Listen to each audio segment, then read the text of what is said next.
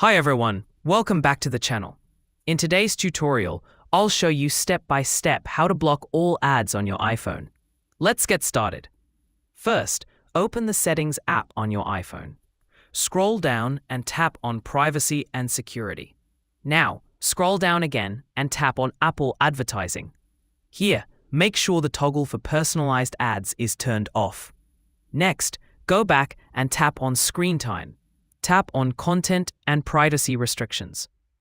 Under the Privacy section, select Apple Advertising and choose Don't Allow. Lastly, find Apps. Here find simply Safari. Make sure the toggle for block pop-ups is turned on. And that's it. This is how you can block ads on your iPhone. If you found this tutorial helpful, don't forget to subscribe to the channel and hit the like button. Thanks for watching, and I'll see you in the next one.